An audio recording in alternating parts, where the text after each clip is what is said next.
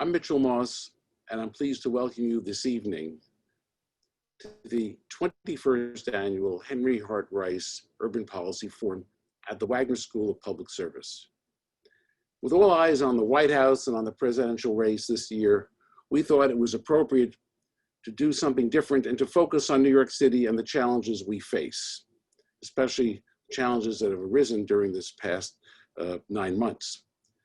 That's why we've invited Mara Gay of the New York Times, who many of you are familiar with, and she will speak about the challenges our city will face in the coming years. I want to say 2 things. We have made sure we have ample time for questions and answers, so please submit your questions to the Q&A box, and we will make sure we try to get to as many of them after Mara's talk. I also want to acknowledge the generous help of my good friend Risa Hella and my other friend Mark Lavornia in making this evening possible. Now let me turn this over to the Dean of the Wagner School and my boss, Sherry Gleed.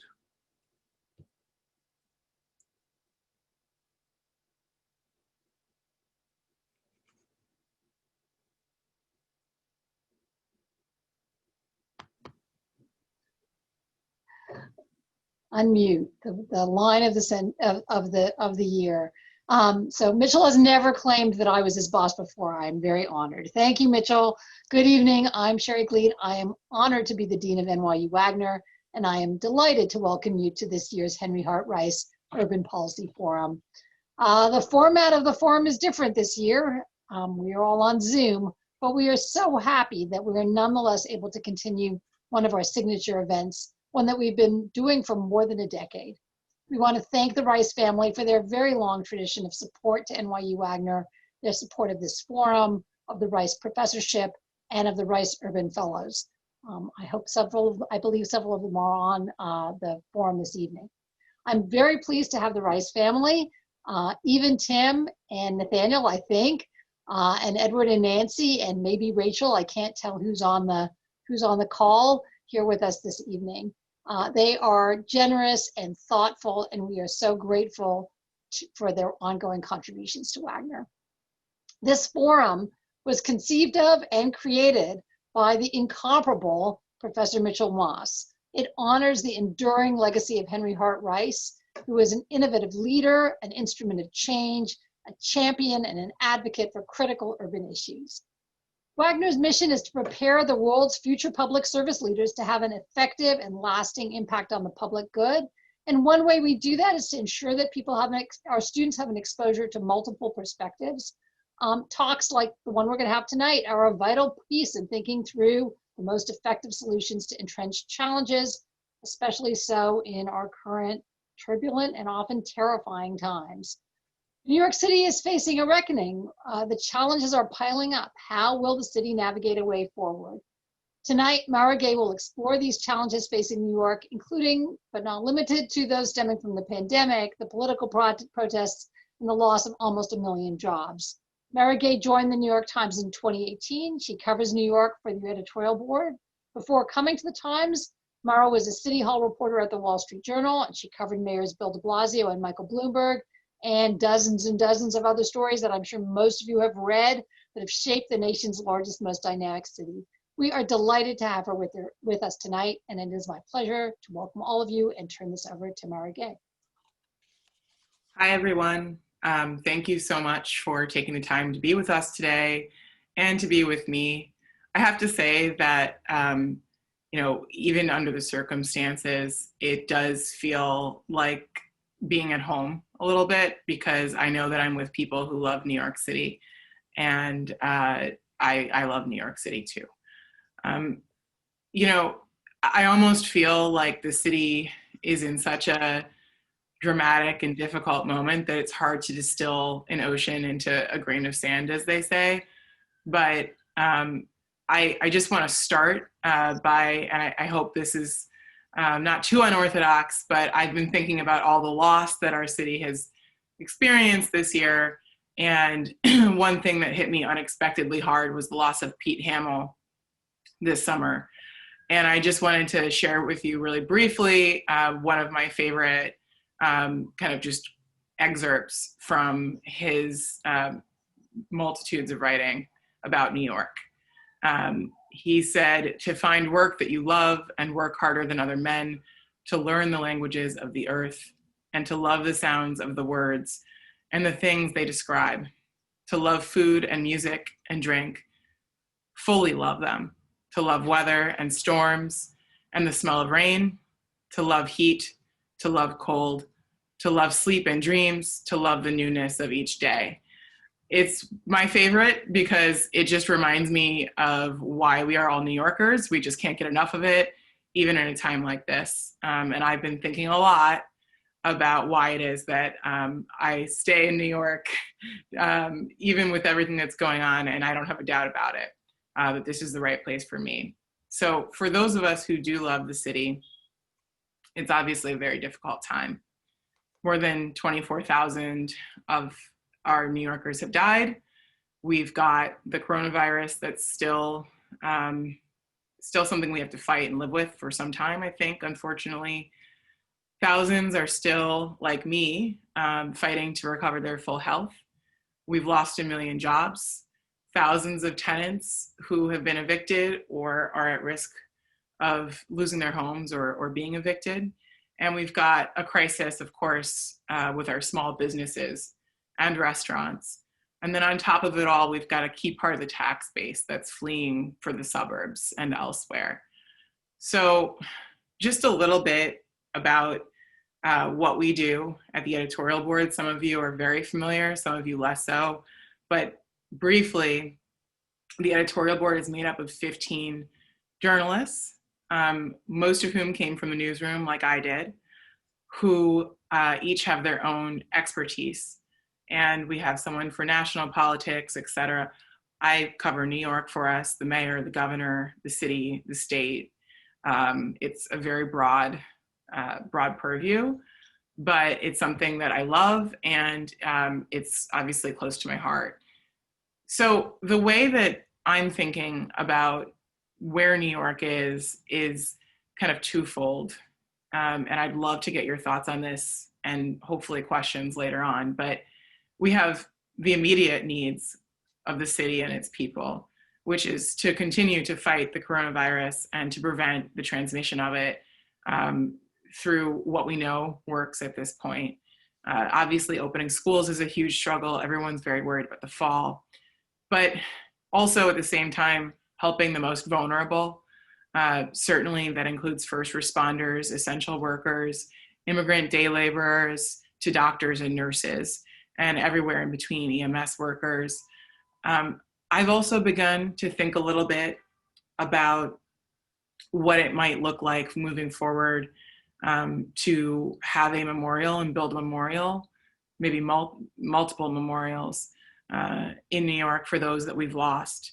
I think I'm hopeful that some of you might have some ideas, because that's certainly not my area of expertise, but I think it's actually very important because the city has yet to do what it does best, which is to allow strangers to come together and really experience everything, including trauma in this case, together. I think that's one of the cruelest things about COVID, right? Is that we can't even be together in our own trauma.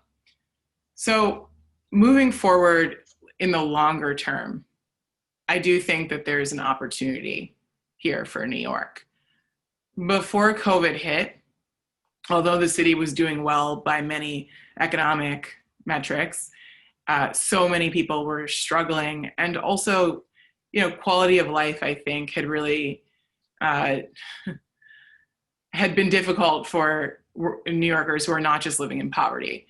And I think we were behind in a lot of ways in terms of what cities like London have with mass transit, and even what some smaller cities have here in the United States in terms of the way they think about their streets, for example, or bike lanes, big things and small things. We were behind.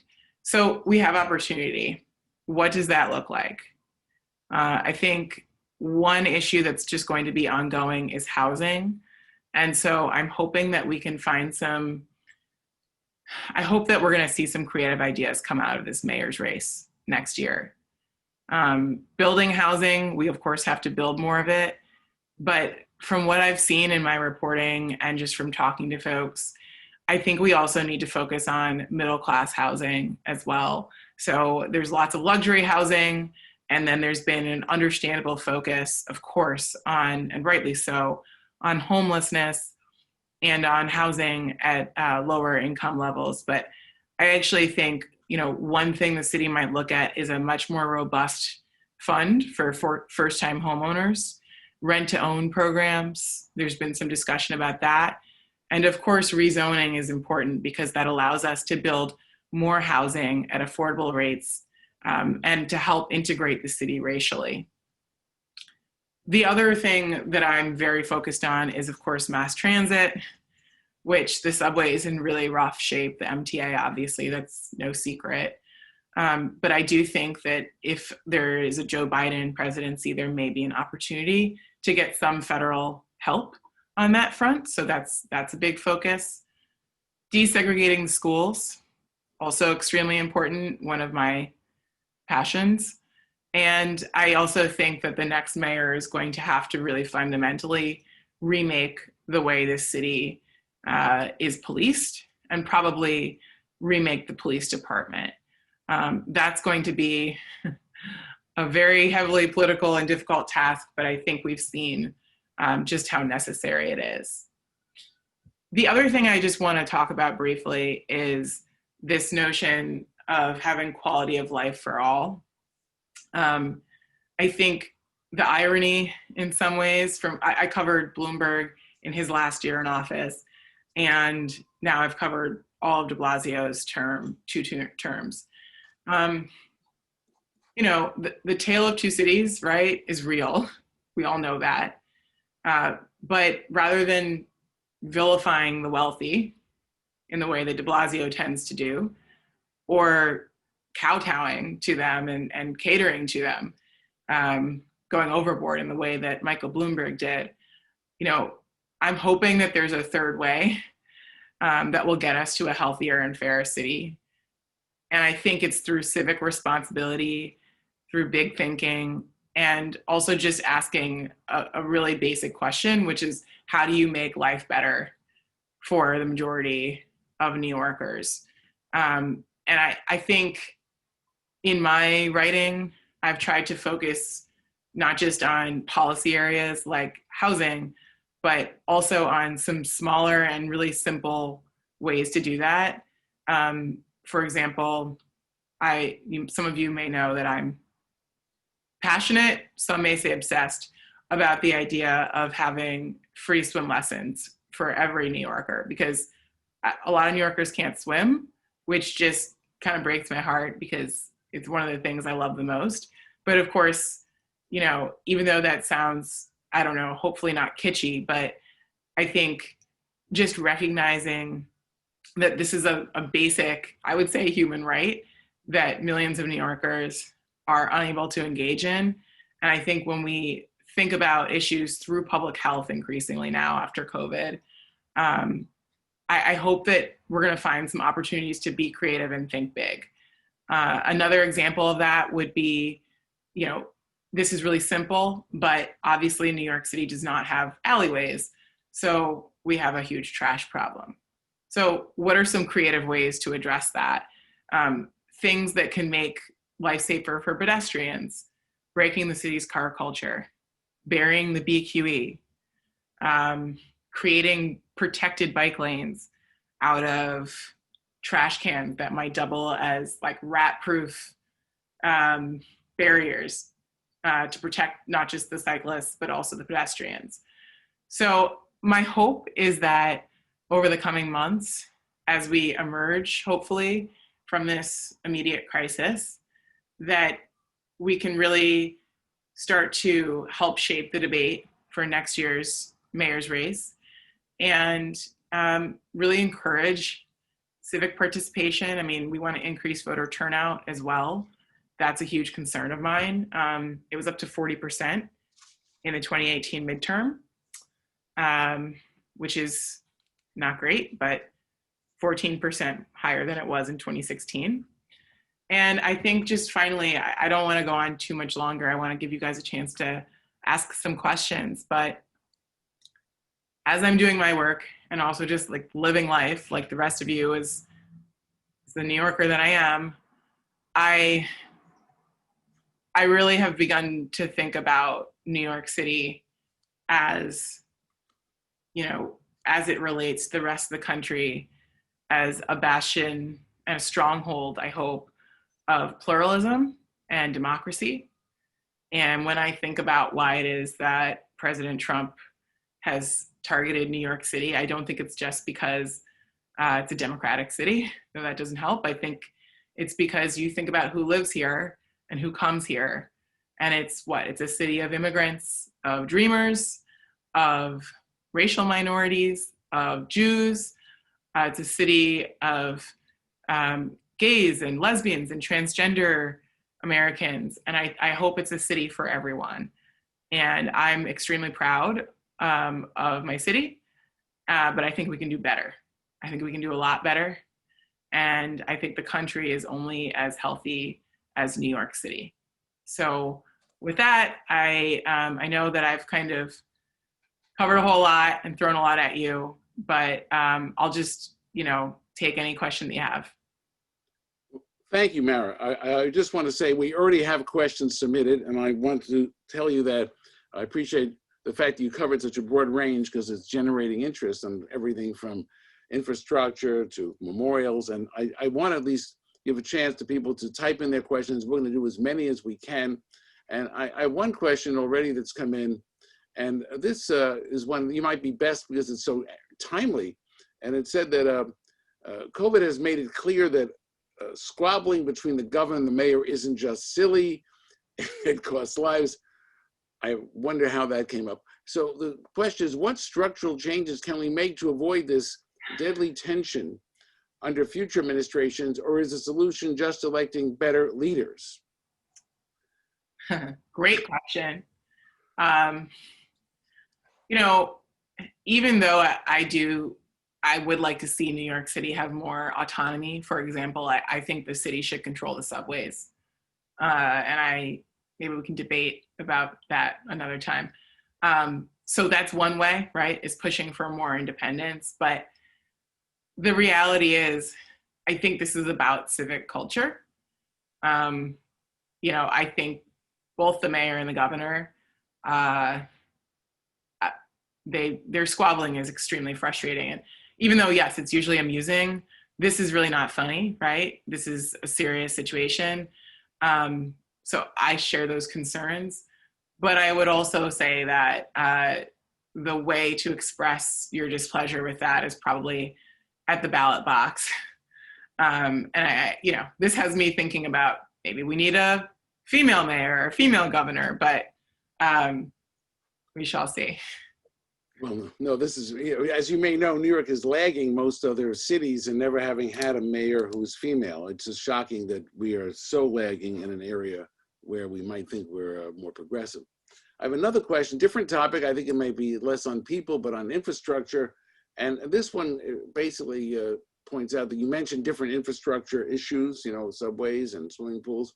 Are there 3 or 5 major projects that you think would be transformative that a new administration should pursue as part of their campaign so people knew that they were going to get them done? Yeah, I mean, I think, to be frank, the subway should be the priority, I believe. I think that the MTA needs all the help it can get, and that would go a long way to solving our larger infrastructure challenges. Of course, there are others. Of course, the BQE is sinking, right? That's a major concern. I would love to see, like I said, more bike lanes. I would love to see a beach, which we've called for, right? A beach in Manhattan. That's all great, but I really think that mass transit is the priority and is going to go a long way to even help, for example, with housing. If we were able to even grow the subway or increase service in certain areas, not just on the subway itself, but also on Metro North to the South Bronx, to Lower Westchester. I mean, we need a regional housing solution So to me, that's all tied up with the subway and the health of the city's mass transit system. We really need Washington's help on that. Well, we have several questions. I appreciate your willingness to take them on so many different topics. So since we might as well deal with ones that are timely. And the question is, what are your thoughts about the mayor forcing schools to start in person? So I'm not a parent myself yet, but and my mom is a teacher, I should say. So I have a lot of respect for people's very understandable fears about making sure that this can be done safely. Look, big picture, the country, I don't believe, should be in this position. If we had a president that had taken the virus seriously and done what he was supposed to do, we wouldn't have to make this difficult decision. But here we are. I do think that that schools are an essential service and an essential good, really, that we need. And so if there's a way to do it safely, I really think we should try and do that the best way we can. What that looks like, I leave to people like Eliza Shapiro and public health experts who are far more knowledgeable than I am. I don't think the mayor was wrong to try and get in-person school started. Also thinking about the city's economy, doctors, nurses, bus drivers, journalists, all of us know someone who is trying to teach their child school while working full-time. It's not tenable. So I really think it is a priority. I just, was his rollout professional? Of course not.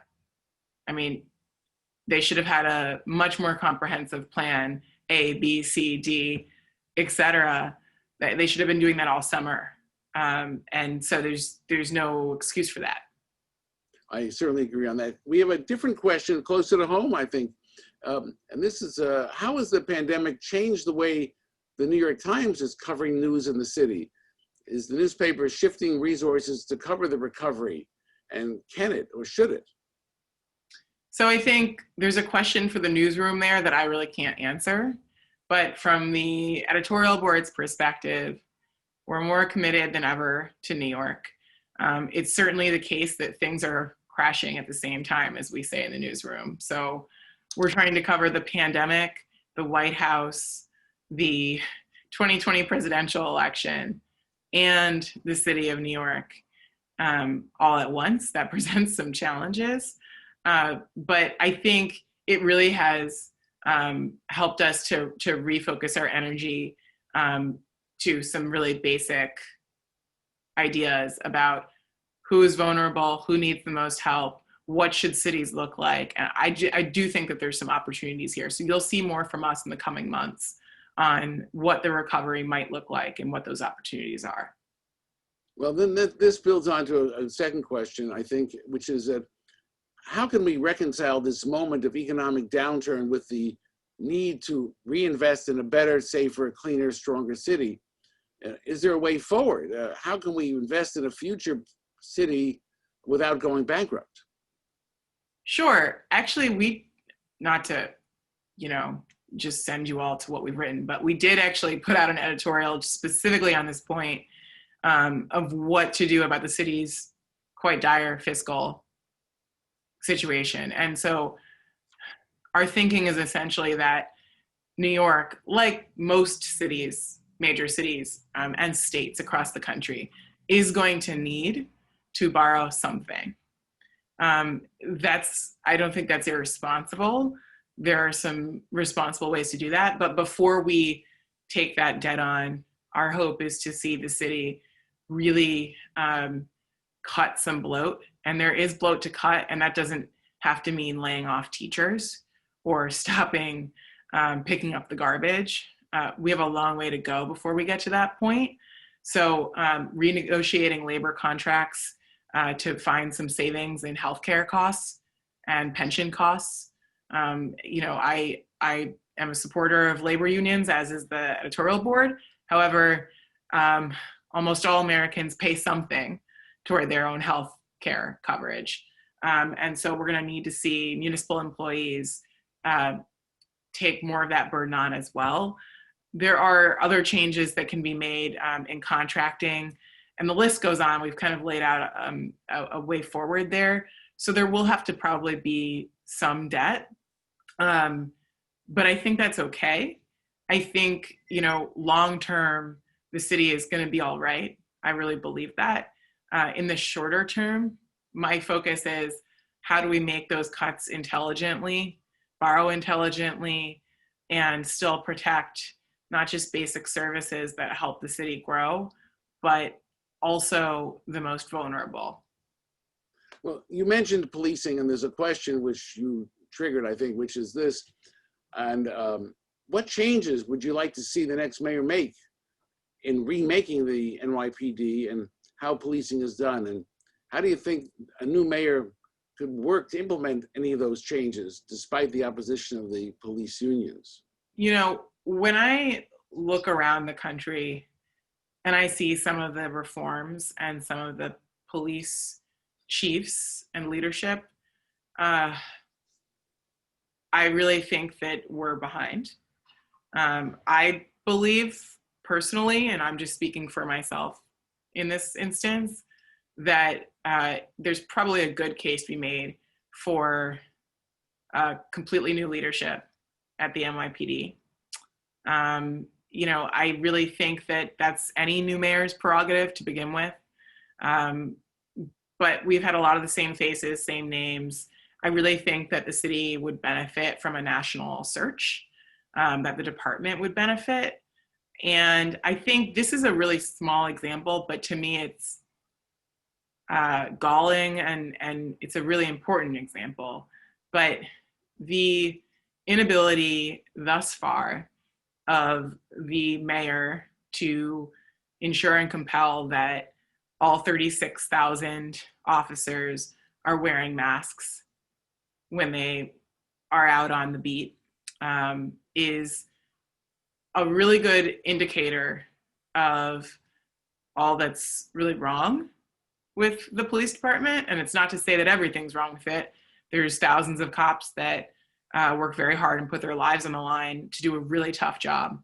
And we also need to make life easier for officers that are doing the right thing. But I think it starts from the top. And I really just think after what we've seen for the past 6 months, the kind of misconduct we've seen in videos, peaceful protesters beaten in the streets, I haven't seen much accountability for it, especially not at top levels. And I think there's a lot of room for reform there. And then there are just some national policy issues around arbitration. For example, we just came out with an editorial calling for an end to arbitrators, which often will prevent police departments and mayors from firing problem officers. So there are reforms at every level to be made. Well, I think that's really important. We have another question, a different topic, but we're going to move them around. How can New York City political leaders make the transition from a city that seemed to be perpetually growing, booming in fact, to a city now with 16% unemployment and is clearly losing population? That's a great question. I don't have all the answers for that, but I would say that, my dad actually lives in Detroit, which is a city that was in way worse shape than we are in now and has found its way back through much hardship, but also has found a lot of opportunity in that. And one key is focusing on not just basic safety and housing, but ways to keep the creative class, and the middle class engaged and invested in New York. And so I just think it's important that we think about the future of New York through the lens of the middle class as well. I'm someone who, my heart is, I got into journalism because I care deeply about poor people and vulnerable people. So of course that's always a focus, but I do think that there's a lot of room in a very expensive town like this to talk about the middle class more than we have. Well, I'm going to make you really hit a lot of different curveballs coming, but here's one. What would you do about the city's Board of Elections? Actually, sure. So what we have actually called for is having the state create a independent or semi-independent board, a non-partisan board that would actually appoint board members to the Board of Elections, not based on political party, but actually with specific standards for their own skill set and competence in running elections and in civics. And that has actually worked in other places across the country. It's something Wisconsin has done very successfully, for example.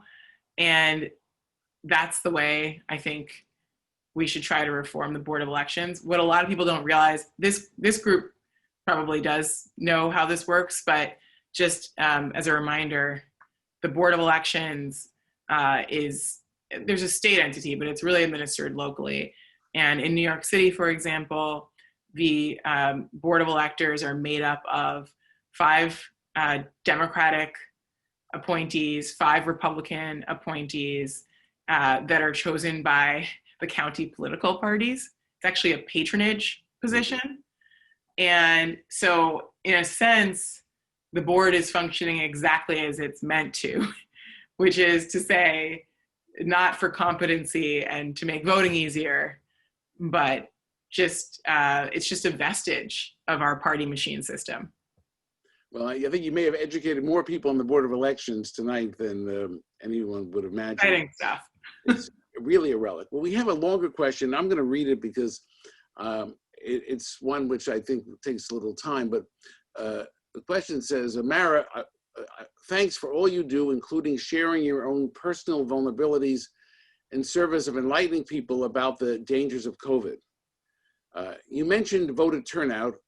Bill de Blasio effectively became mayor with 280,000 votes in the 2013 Democratic primary.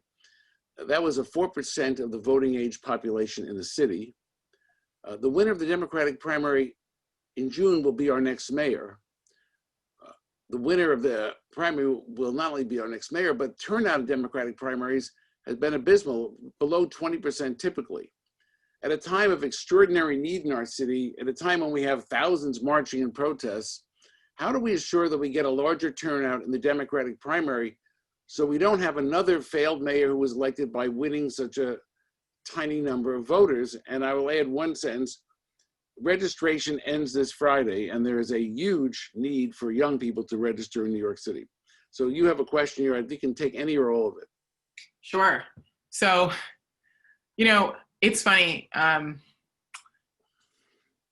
The reality is that at voter registration, the idea of having to register to vote is actually something that developed post-Reconstruction in the South to make it harder for people to vote. It was a voter suppression tactic. That is the origin story of registering to vote in this country. So I would argue for automatic voter registration via driver's licenses, et cetera. New York is moving in that direction.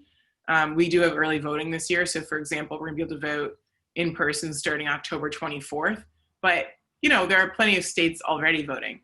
Why not start earlier?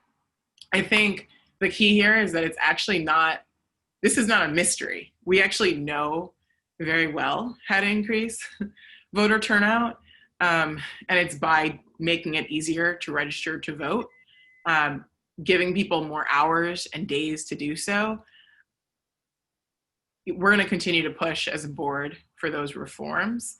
And I think there's a role for others to play as well. I mean, I loved this summer seeing ads from Cardi B telling me to fill out the census, for example. So I think this is like an all hands on deck effort, but it isn't a mystery. I think the thing that a lot of New Yorkers are surprised about when I talk to them is that even though we are not a Republican state, it can be very difficult to vote. And that is traditionally because, of course, politicians in power don't always want to make it easy to vote because it's easier for them to hold on to power if they have just their voters at the polls.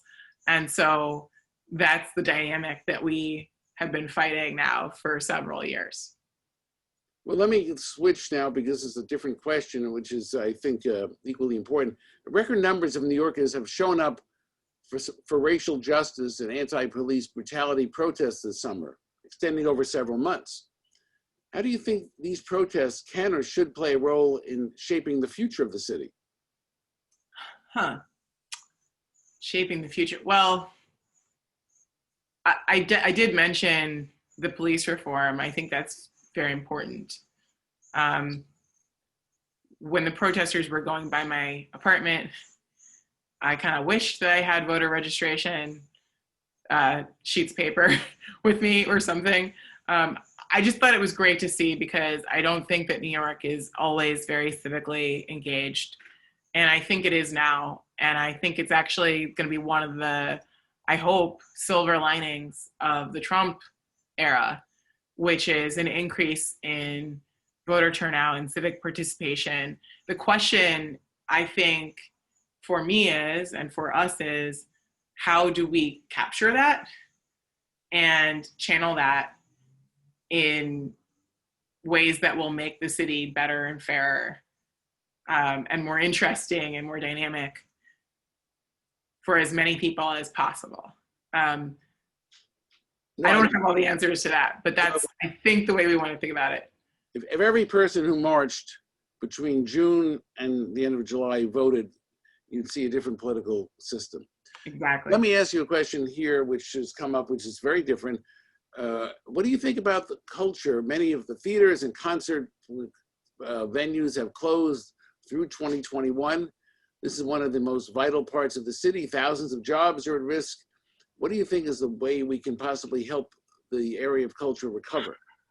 Yeah, I think it's going to be very difficult. I think if the city is able to get some kind of, in the state, some kind of federal assistance in the next 6 months, it becomes more possible to do smaller rescue programs the way the feds have bailed out, for example, the airline industry.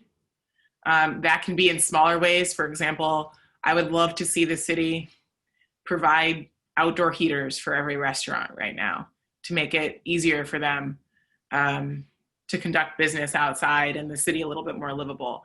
That's a small example, but on a larger scale, the reality is that the real answer is to have a national testing and tracing program and a vaccine. And, we might actually get that a little bit sooner than we think. But in the interim, I share those concerns. It's a really important industry, and it's one of many that are suffering. Well, speaking of industries, one of the questions someone asks is, what are the key industries that the city should be paying attention to in order to get the economy back? There were about 160 corporate leaders who wrote a letter to the mayor saying he should do more. Is there something that you believe the city should focus on, given the fact that we've recently turned down proposals at Industry City, and there's been kind of an avoidance of economic development by the current mayor? I think the best thing that we could do is get small businesses some relief. And I think that should definitely include some kind of commercial rent reform. And, in the longer term, certainly, I think we need tax reform in New York for a lot of reasons, which is another conversation. But I just think that small businesses are going to be a major part of this recovery. Corporations are part of the story, but given their cash flow, I'm less concerned about them. Just to give you some sense, I really think the more the merrier, and the more people that we have invested in New York who love it, who are willing to put some skin in the game, the better. So I don't want to kind of poo-poo anyone's efforts to get the city back, but I will say, you know, having lived here for the past 6 months, it's actually small businesses that continued to grind it out and serve everyday New Yorkers in the previous months.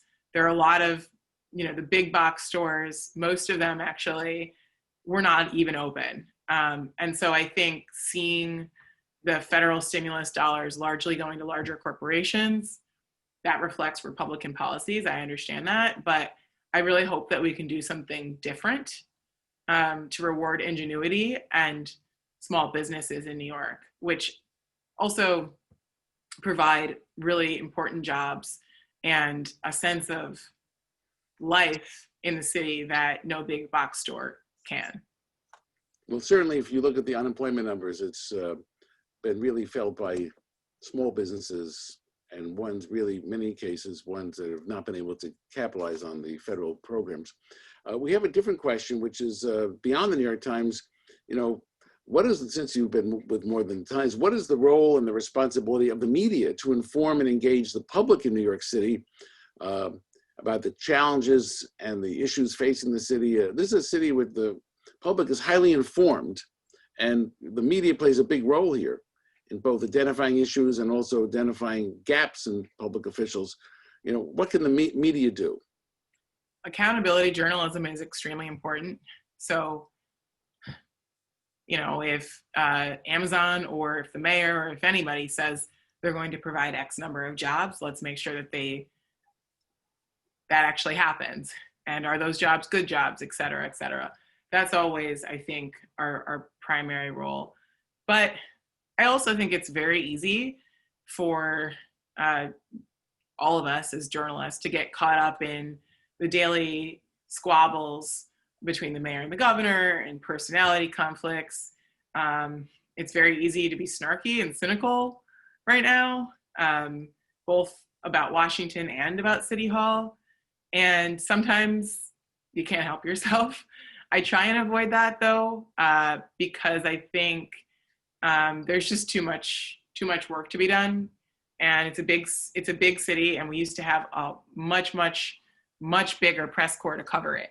So there's never enough time. I mean, you know, yeah, City Hall is important, but what about covering the agencies, the boroughs? I wish we could just triple the press corps, but. Well, so you mentioned earlier about with mayor squabbling with the governor, and I think you may have inspired this question, so I couldn't resist it. Have you ever considered running for mayor? Why or why not? I'm going to leave that. All right. No, I have not considered running for mayor. I really love, you know, I love this side of things. I love holding them accountable. But I have to, in all seriousness, you know, when my friends who are not in politics say to me, oh, they're all crooks, or, oh, they're all corrupt, they're all the same. And they're not all the same. They're not all the same. And so I'm a big, good government nerd.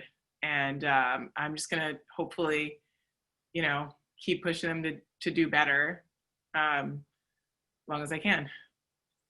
Well, this is a question triggered once again by your comment. I agree that New York City, questioner says, needs to build more housing, but Bloomberg downzoned lots of neighborhoods, and de Blasio hasn't done much better. New York City jobs grew 22% in a decade, but housing stock only grew 4%. How do we build more? Great question. Sorry, one way to do that is to build in wealthier neighborhoods. I alluded to this earlier, but you know, things like the Soho rezoning, that's one thing to look at. It's a little bit counterintuitive, but the reality is when you build in a wealthier neighborhood, you can use the market rate housing to help subsidize the affordable housing, which means you have to spend less city, state, federal money per unit. And so you can actually build more affordable housing while at the same time helping racially integrate neighborhoods through New York. The reality is that's politically much more difficult than it is to build affordable housing in poorer neighborhoods. But I think it's well worth doing. That's just one example. There are other incentive programs, and I hope, again, at the federal level that we might see some of this. But that's really, I think the primary way that we should go about this. Well, first of all, I point you should be aware of a rezoning in the NoHo, East Soho area, just dealing with this, where the opposition is precisely driven by the concerns you mentioned. I have a different question, which is timely, and I think we should raise it, which is with the specific zip codes, and I'm sure you've seen the competing maps by the governor and the mayor. They really both could use some GIS lessons at NYU. What are the specific zip codes in Brooklyn and in Queens going to do with lockdown tomorrow because of the increased COVID cases? How can the city ensure the population in those zip codes comply? If houses of worship are allowed to be open for individual worship, how can we be sure they will comply and is 2 weeks sufficient? Is there any way we can actually deal with this outbreak of the COVID-19 in these communities with what the mayor and the governor are proposing? This is totally a question for the mayor and the governor. I did not create this policy. I have the same questions about it. I hope that it works. Look, we've all been outside and seen varying levels of mask compliance. That's the number one thing, is enforcing mask compliance, making sure that schools are operating as safely as possible, and monitoring that in a very robust way. There's no issue, and if there is, it's dealt with quickly. And also preventing mass gatherings in any community. That should not be happening right now in this country. So beyond that, we're going to keep a close eye on it. We are, but I leave that to the good judgment of the public health experts. So we're going to move to a different, more secular topic. Some people think the mayor's challenge is managerial, others think it's leadership, and depending on the crisis, sometimes it requires some of both. Do you think there's a certain kind of experience that we should be looking for in the next mayor? I think clearly we've seen that knowing how New York City works, how government works in New York City is really important, how to be a good manager. But I'm also hoping to have someone that has big ideas, and also that loves New York, that really, really loves New York.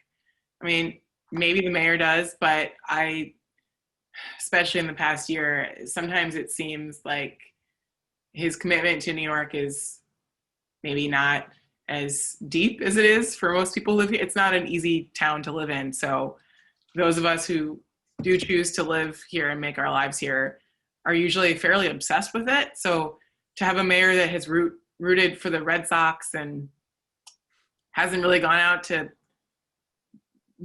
restaurants, out to our parks, except for one park, it's just a strange situation. So I'd really like to see someone who's passionate about this city, all of this city, and its people. Well, I'm going to take a different topic because someone else raised this, and this is the question. In the face of all these other urgent issues that you spoke about, where do you see an opportunity for the city to address climate change, adaptation, and preparedness that might emerge out of this COVID crisis? Again, Transit, huge. We have to get more cars off the road. Also, again, bikes, transit, projects like burying the BQE, rethinking the connector up in the Bronx, and trying to reduce asthma rates, especially post-COVID, in especially Black and Hispanic neighborhoods, and poor neighborhoods. So, I think it's important to think about climate change through that lens, because I think we need to get more communities and more people invested in climate change and what it means for them. So, yes, it's important to think about these things at a global level and to reduce emissions. All that's really important. But I think for too long, we've focused on, hey, let's put some sandbags up and protect Wall Street. And folks in the South Bronx are thinking, well, what does climate change have to do with me? And it's on us to really drive that home and really understand how this impacts every New Yorker. And I think, again, post-COVID, it's going to be more important than ever. Thinking about this through public health is one way I think we can really build political movement around climate change here in New York and elsewhere. Well, we have some other questions, and I feel I want to have a mix of them. So in what ways can New York City reduce existing inequities for people with disabilities?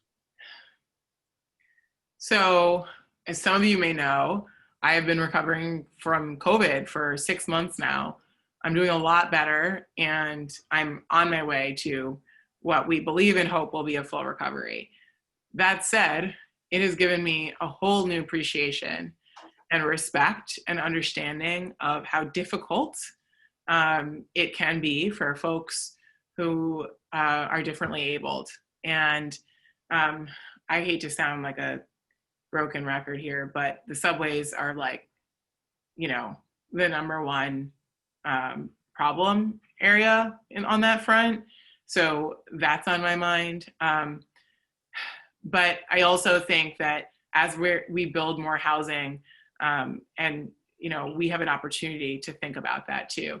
And this is something, to be completely honest, that I'm only just starting to think about in a way that is policy oriented.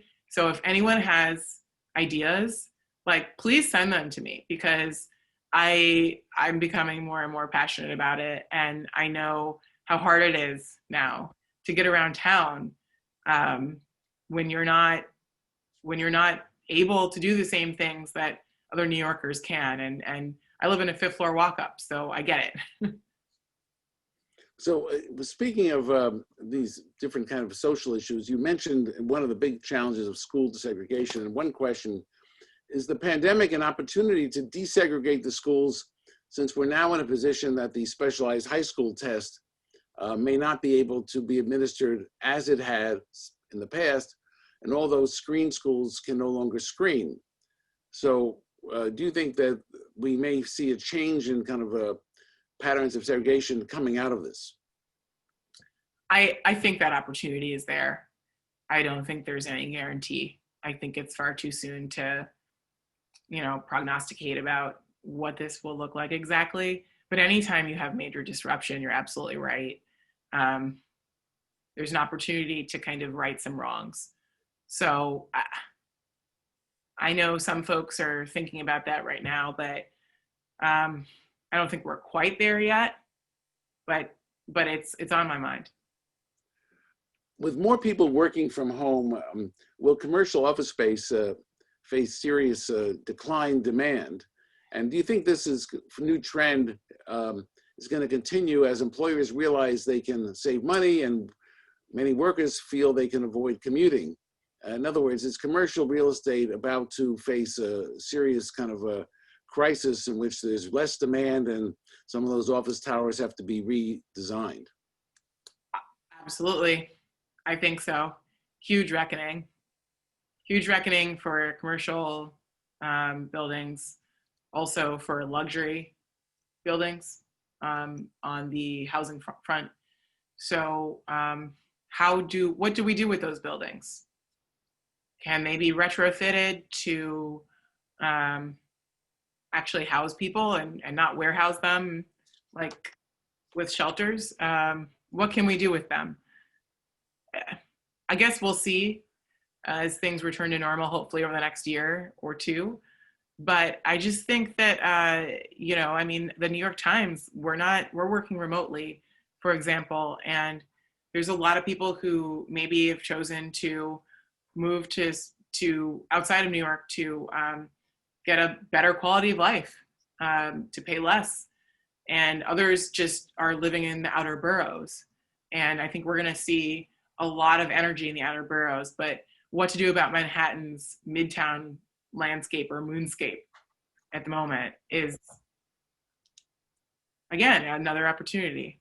Well, let me say, just point out, every real estate loser creates another winner. I mean, we wouldn't have Soho, we wouldn't have Dumbo, we wouldn't have anything in the area of Tribeca if we hadn't had failing industries create the opportunity for artists and then for other changes. So New York's ability to recycle real estate is one of its great assets. Most of the great neighborhoods have been created not by massive urban renewal of the 50s, but by incremental reinvention of buildings. But we have a different question here, and I want to get it because it came from an elected official. And the comment is that many of the things Mara is calling for cost billions. And this person would like to know, given that the city is going through an economic recession, maybe worse, do you support borrowing? Yes, I've said before, and I'll say it again, I definitely support borrowing. However, that does not mean that I support the mayor's approach so far to borrowing, which seems to be to cut essentially not that much of anything and just borrow to pay to meet our expenses. If you want to see a more detailed plan, you can read our editorial on this, which has been out there now for several weeks. I actually don't think that we should be, I really don't think that we should be cutting our capital budget as much as our expense budget needs some trim, some serious trims. There's a lot of savings to be found there. We may still have to borrow when all is said and done. This is a global pandemic, and we have a White House that is at war with cities. And we've been hit extremely hard. So I don't believe austerity measures are necessary or helpful. I think that would be extremely painful for people who are suffering far too much already. But there's plenty of fat to cut from the budget. And we've laid out those ways for anyone who wants to take a look. We have time for just one or two more, and this is a little different kind of question. Many of the things that you have been speaking about involve tremendous loss, not only in New York City, but across the nation, loss of jobs, financial security, housing, loss of lives, and of course, the loss of civil discourse. The ultimate impact, this person suggests, of COVID is going to be not just economic challenges and the incendiary political climate, but the collective psychological trauma. Do you think New York City needs or should do more to help its citizens cope with and overcome this trauma? If so, what would you recommend? Great question. Thank you for that question. I think about that every day. When it is safe to do so, and that may not be for some time, I really do hope that we can come together as one city and as many communities to mourn those that we've lost, and also everything that we've been through. I really think that's important, especially in a place where, you know, New Yorkers, we love talking to strangers. I mean, that's part of why we live here. And so not being able to do that, to hug one another, to be with one another, even on a subway car, has been a compounding trauma, at least for me. But I also think, you know, this is one of the reasons that I would love to see Mayor de Blasio and Governor Cuomo ride the subway every day, visit in a socially acceptable, safe way with people outside. We can have, there's all kinds of creative things we can do to not only help us through this psychologically, but also to help the city recover. Can we have a Broadway night on Zoom? Can we, I mean, there's a million ways to go about this. People smarter than I am, more creative than I am. But I think we need that leadership, and we really haven't seen it. And I think a lot of New Yorkers feel like we're on our own. So let me say, I want to say we have a minute left, and I just want to take this chance to say that response to that question, I think, is a fitting way to kind of thank you for what you've done this evening, because I absolutely agree with what you just answered. The need to do things and also do things with and for each other is such a powerful part of New York, which has been kind of missing for several months. And I want to thank everyone who's here. I want to thank, we had over 400 people join us this evening, and I can't thank you enough, Mara, for taking the time to join us. I would just want to say something. There's one relationship a mayor needs more than their donors and their voters and their family. It's with the New York Times. And you've proved why that is such a powerful relationship, which is important for all New Yorkers and especially for whoever is the next mayor. Thanks so much. And I want to thank everyone for joining us tonight. Thanks for having me. Everyone. And thanks to the Rice family.